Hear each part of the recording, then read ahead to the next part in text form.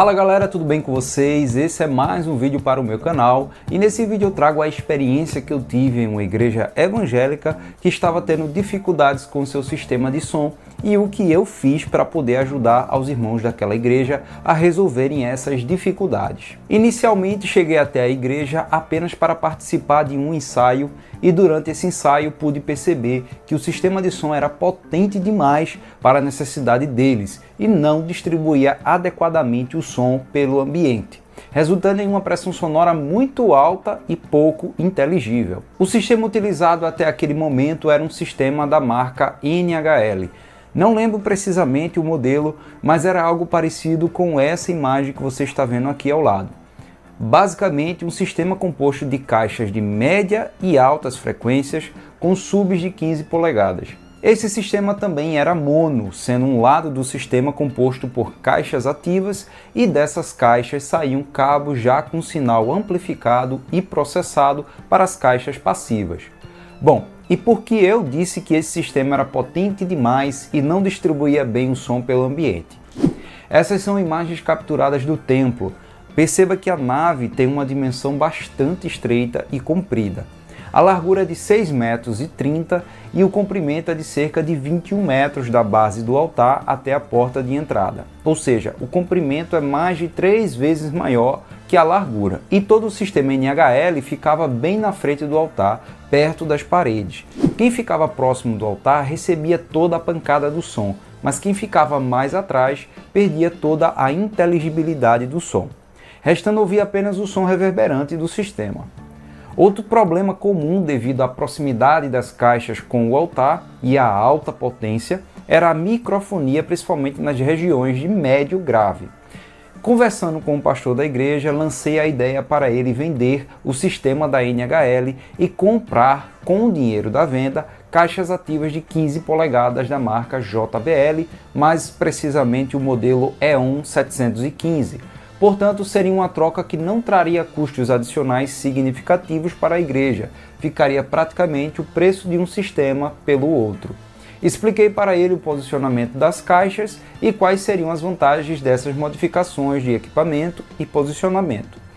Poucos dias depois ele me ligou dizendo que conseguiu vender o sistema da NHL rapidamente e já estava com as caixas que eu havia recomendado. É importante salientar que o sistema da NHL é um ótimo sistema. Eu não recomendei vender esse sistema porque ele é ruim. Trata-se apenas de escolher a melhor solução de acordo com a necessidade de cada ambiente.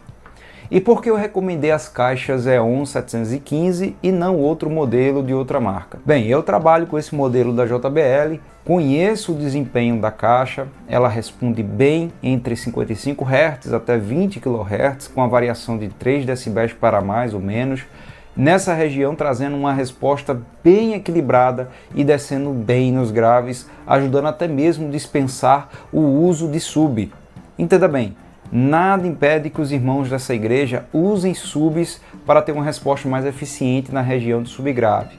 Mas com as dimensões do templo e a boa resposta dessas caixas na região grave, entendo que o desempenho do sistema sem os subs ficou muito satisfatório. Vocês poderão ouvir um pouco mais à frente, lembrando que aqui na descrição eu vou deixar links para vocês conferirem os preços desses sistemas e também outras informações. Agora vamos à fixação das caixas. Primeiro eu instalei os olhares de fixação das caixas. Esses olhares usam rosca M10, você confere essa informação inclusive no manual da caixa. Posteriormente fiz a amarração do cabo de aço. Infelizmente não encontraram cabos mais finos disponíveis à venda, então sofri para fazer o travamento com esses grampos, mas no final deu tudo certo. E para ficar seguro, usei 2 porcas em cada ponta dos grampos. Já aproveitei e deixei o olhar que ficará fixo na laje amarrado no cabo para facilitar, pois como a laje fica a uma altura muito baixa, vou tentar fixar as caixas o mais próximo possível da laje. Os parafusos e buchas escolhidos para realizar a fixação da laje foram esses da Fischer. Não tenho um patrocínio com a marca, mas é a única que conheço que me dá confiança em deixar esses cerca de 20 quilos pendurados sobre a cabeça dos irmãos. Então nada de economizar aqui, beleza? Depois de realizados os furos com a broca de 10 mm, fixei a primeira caixa no teto e esse foi o resultado. Depois aproveitei que atrás da viga havia alguns suportes bem fixados e amarrei um cordão de nylon para realizar a inclinação da caixa. Com o auxílio do smartphone, utilizei um aplicativo que mostra o ângulo de inclinação e fui ajustando até a caixa ficar cerca de 24 graus para trás, em relação ao que ela estaria se ela ficasse reta. Mas por que 24 graus?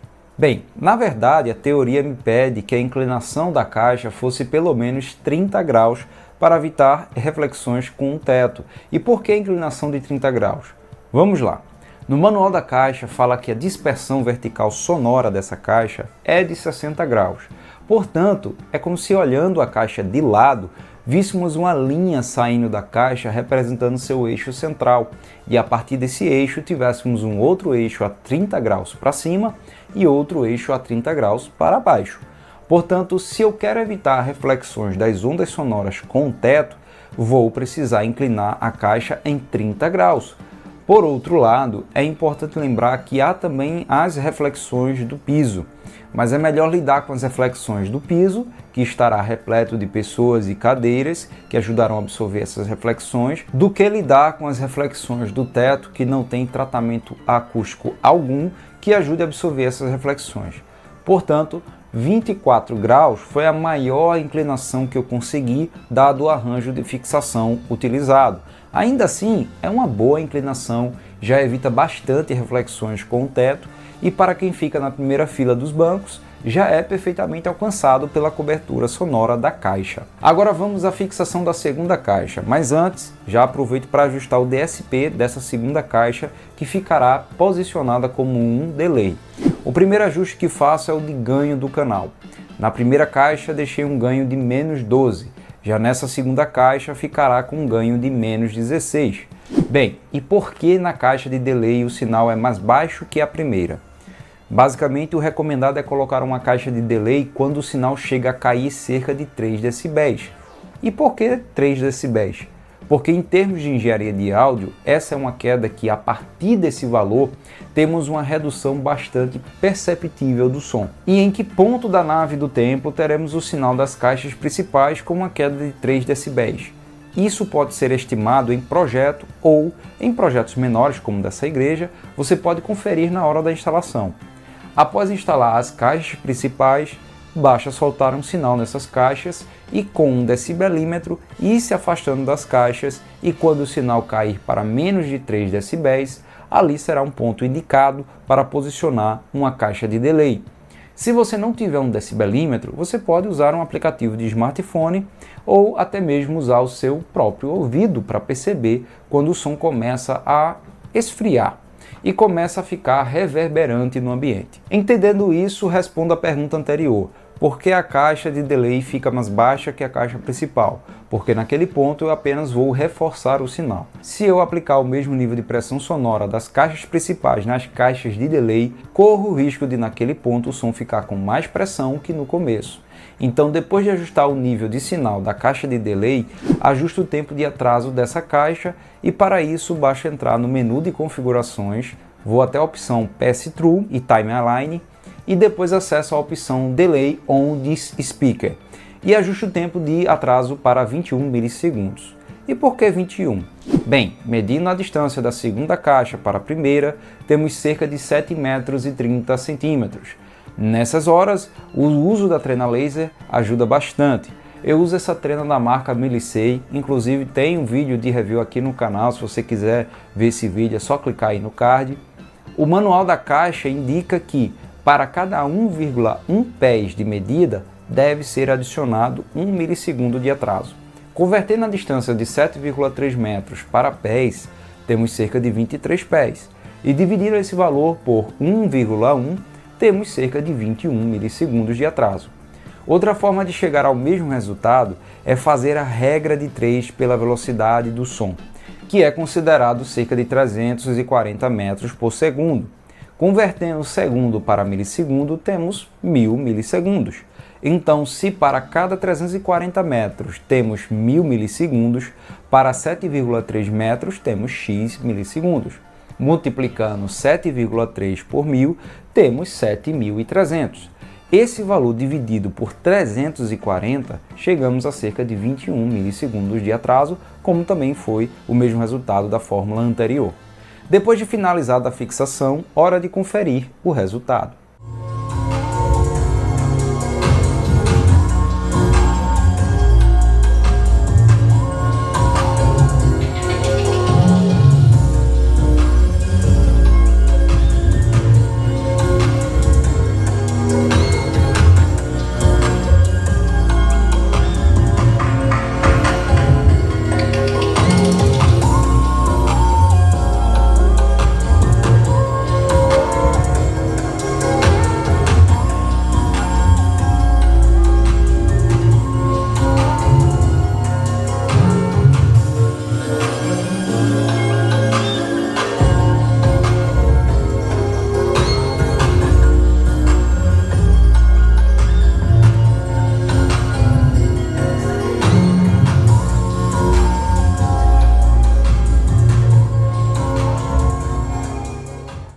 Para essa gravação utilizei meu gravador Zoom H1N para garantir a maior fidelidade na qualidade do áudio e não usei processamento algum do áudio, então o que você escutou é o mais próximo que dá para representar aí do som ambiente. Por fim, gravei um vídeo passando algumas instruções para a operação da mesa de som, que nesse templo é usada uma Yamaha MG16XU, uma excelente mesa analógica. E bom galera, espero que tenham gostado do vídeo. Se gostou, deixa seu like, se gosta do conteúdo aqui do canal, se inscreve. Se ficou alguma dúvida, tem alguma opinião, deixa um comentário.